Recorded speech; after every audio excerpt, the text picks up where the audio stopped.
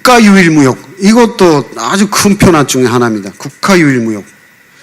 그러니까 19년경부터, 그러니까 코로나 발생하기 전에부터 이제 국가무역이 된다. 라는 말들을 우리 협조자가 많이 이야기 시작했어요. 그러니까 우리 협조자들은 자기 본인 아니면 주변에서 장사들을 하죠. 시장에서 나서서 물건도 팔고 도매도 하고. 근데 그거는 무역회사가 그 수입한 걸 받아서 시장에서 판매하는데 그게 많이 통제가 되면서 무역회사가 마음대로 그 수입을 못하게 됐으니까 그때 이제부터 국가 승인 없이 무역도 못하게 될 거다라는 식으로 이야기해서 그걸 설명하기 위해서 국가무역 시대가 왔다 이런 식으로 설명했습니다. 그리고 2010년도 8월 달에 그 김정은이가 우리가 입수한 절대비밀문서에서 수입병 비판을 했어요. 네, 이거 8월 달에 회의였는데 단중앙위원회 그 정원회의. 근데 이거는 다음 해에 단대회를 하는 것을 김정은이가 하겠다고 결정한 회의였는데 이때 수입병을 비판했습니다.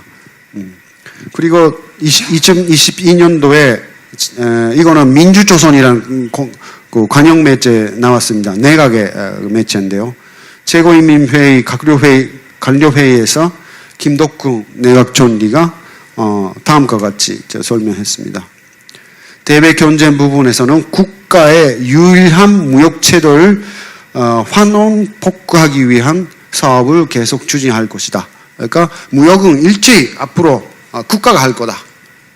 국가가 주도할 거다. 물론 실질적인 실무는 무역회사가 해야 되죠. 이거는 프로페셔널 전문가가 있으니까. 그러나 뭘 얼마나 수출하고 얼마나 팔고 뭘 수입하는가라는 걸 국가가 정한다 라는 거죠. 이걸 국가 유일무역이라고 합니다. 근데 또 작년 말부터 2023년 말부터 무역회사에 대한 아주 강한 통제, 단속이 시작됐습니다. 구조조정, 그러니까 리스트라죠. 그러니까 자본주의, 그러니까 시장, 방시장 그 방향을 계속 설명해 드렸는데요. 방시장, 바로 방사회주의, 아니면 비사회주의 행위죠. 이걸 무역회사가 계속 추진해왔다. 옹상이다. 라는 비판이었습니다. 강하게 비판하면서 무역회사 자체를 없애기도 하고, 통합도 하고, 그 다음에 무역회사 산하에 외화벌이 기지라는 그런 그 산하 조직이 있어요. 근데 이거는, 무역회사 산하에서의 두건을 이용해서 물건을 중국에다 수출하거나 아니면 수입하는 것을 국내에서 판매하는 그런 일을 계속 해왔는데 이거는 자본주의 시장 경제 그 방사회주의 옹상이 되고 있다고 해서 많은 그런 외화벌이 기지가 없어졌습니다.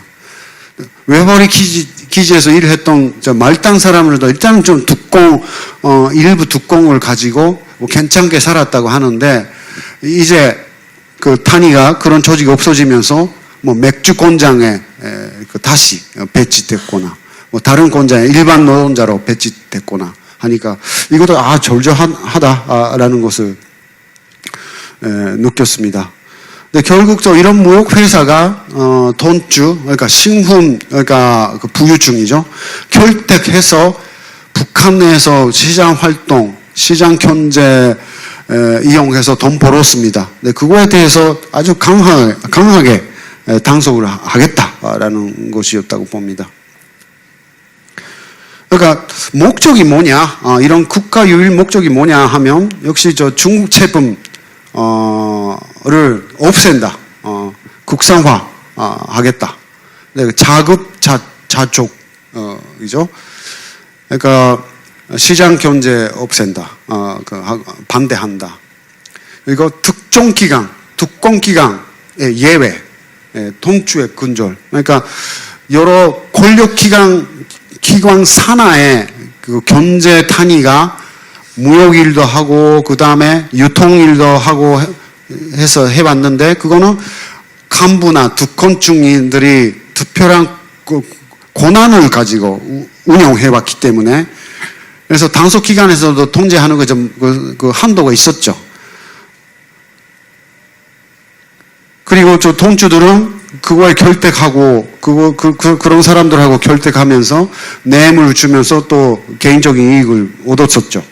근데 그건 특정 기관의 특권 예외 그거는 없애야 된다라는 것이었답니다.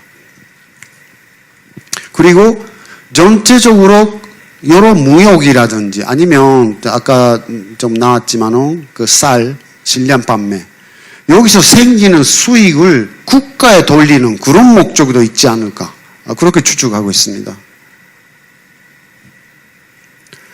근데 이전에는 그 무역회사 만드는 게 아주 쉬웠다고 합니다. 예를 들어서 량간도나 함경북도 중국하고의 접견 지역에서는 자기가 좀 힘이 있는 사람이 중국에 친척이 있다 하면 아니면 대방 무역 파트너가 있다 하면 무역회사 만들 수가 있었어요.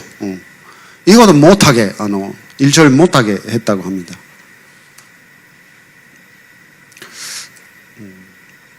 자, 그 경제 부분에서 그 대천황 김정 그 정권에 뭘 그 시도해 왔는가?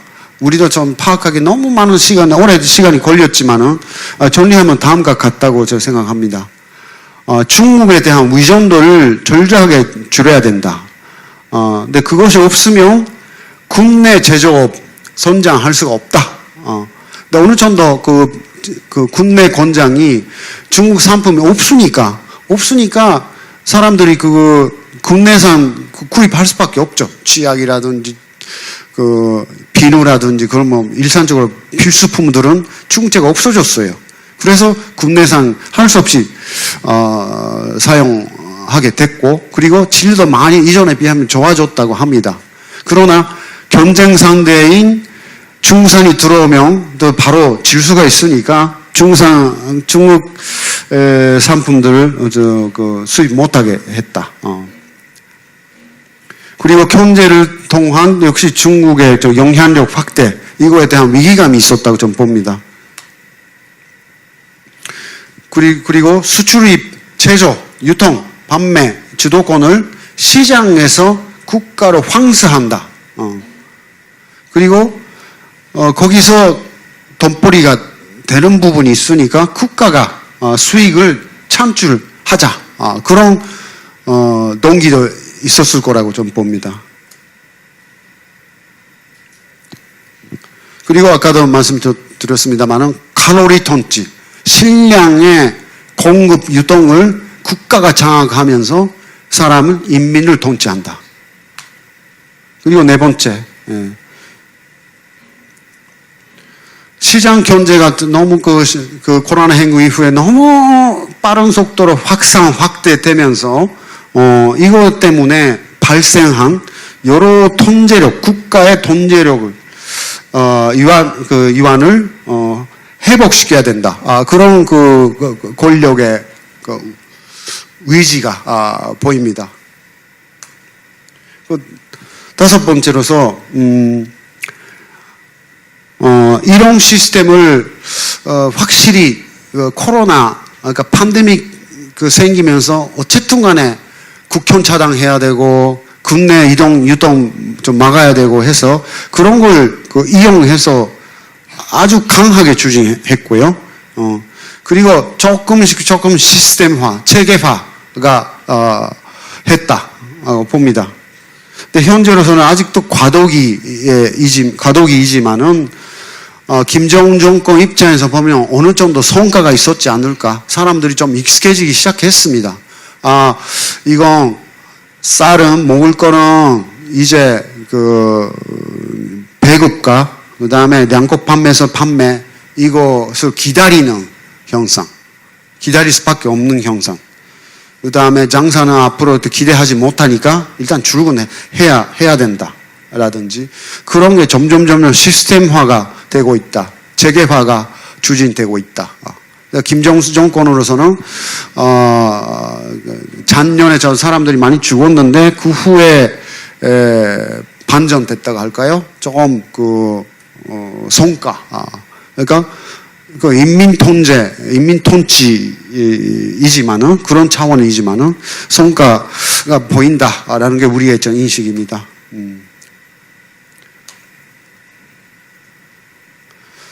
근데 그러면 김정은 정권이 이걸 통해서 뭘 하고 싶었는가? 이게 이따가 전문가분 두 분하고 좀 토의도 하고 싶은 부분인데요. 네, 2021년도인가? 김정은 정권 공산주의로 가자라는 그런 구호를 많이 쓰기 시작했습니다. 원래 김정은 정권이 12년도에 출범했는데 그때도 공산주의라는 말을 좀 사용했어요. 그런데 공산주의로 가자라는 게 노동심에도 많이 나타나기 시작했고 국내에서 여러 곳에 간판이 보이기 시작했습니다. 그런데 내용이 뭐냐 하면 아직까지 도덕적인 부분만 강조해요. 예를 들어서 하나는 전체를 위해서, 전체는 하나 위해서라는 그런 구호라든지. 그리고 상해인은 이거는 이기주의다라는 것을 인민방 대상으로 교양 사업도 합니다. 이제 우리 공산주의로 간다. 장사는 하지 말라. 그리고 마르크스 레닌의 조상화가 다시 등장했죠. 지난달 6월 달인가 당학교 개교식에서 김정은 조상화도 나왔는데 그때 마르크스 레닌의 조상화가 나왔지 않습니까? 네, 이거는 마르크스 레닌주의를 논리적으로 그리고 경제학적으로 다시 공부해서 복귀하자라는 게 아니고 지금 단계에서는 이런 도덕적인 그러니까 사회주의 공산주의 사회가 목표인데 이거는 집단 위에서 집단주의 그리고 전체 위에서 그게 실현된 사회다. 그거 실현하기 위해서 노력을 해야 된다. 이런 거.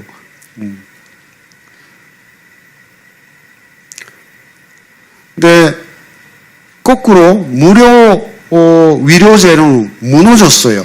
이거는 확실히 말할 수 있습니다. 무너졌습니다. 이거는 이전에는 일단은 무상치료다 해서 병원에 가서 진단을 해주죠, 의사가. 근데 약이 없지 않습니까? 근데 약이 없는데 실질적으로는 약을 야미로 암코레로 구입을 했었는데 그걸 철저하게 금지했어요. 근데 지금 약국에 가서 아니면 제약 공장 판매소에서 구입하라. 가격 정해서 거기서 구매하라. 그런 식으로 시스템이 좀 변화가 있었어요.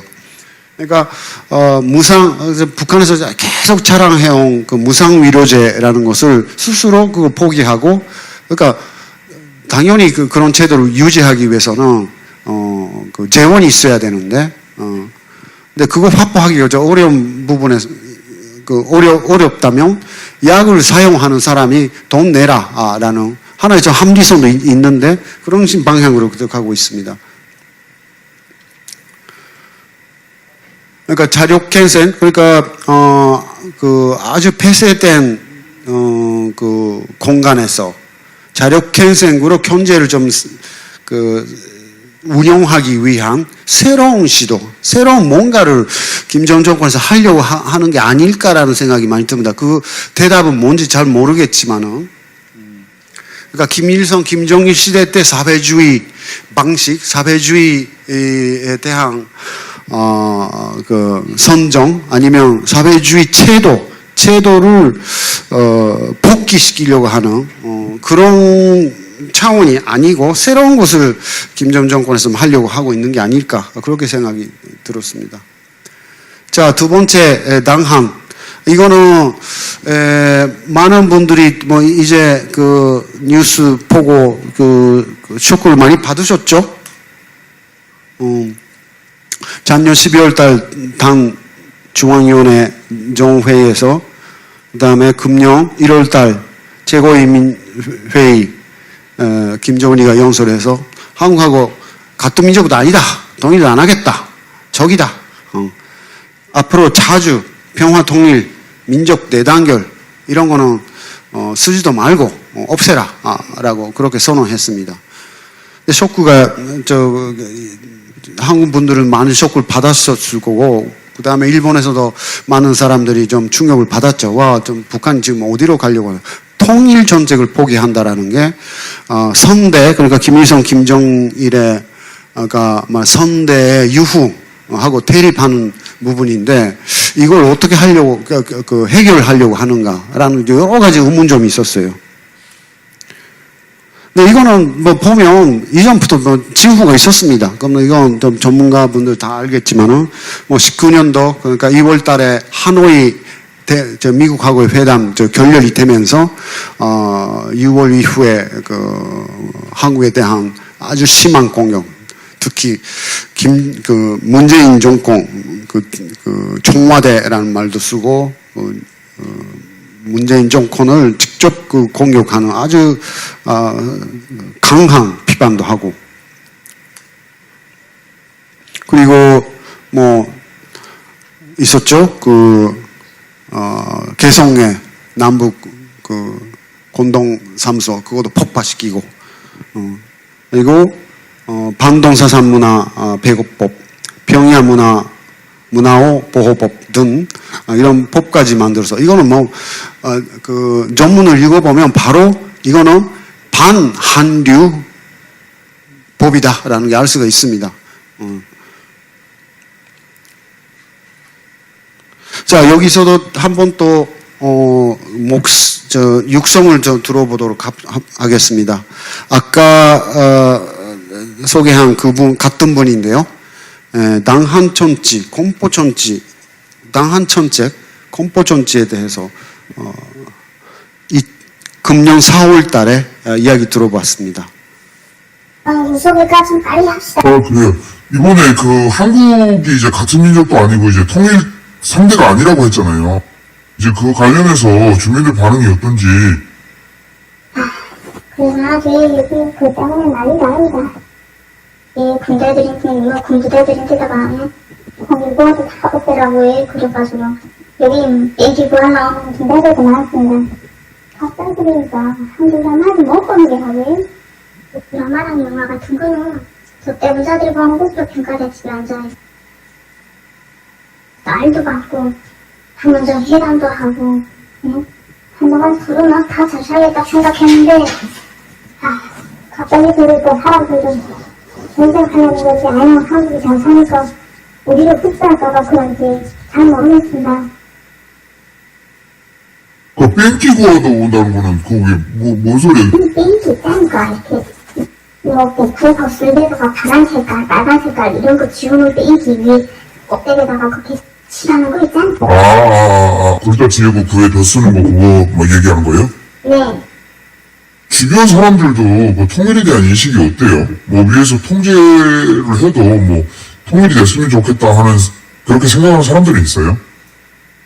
한국은 같은 민족이고 민족으로 좀 잘 나가자니까 사람도 많고 내 가족에 있는 사람들은 다 와서 즐기라고.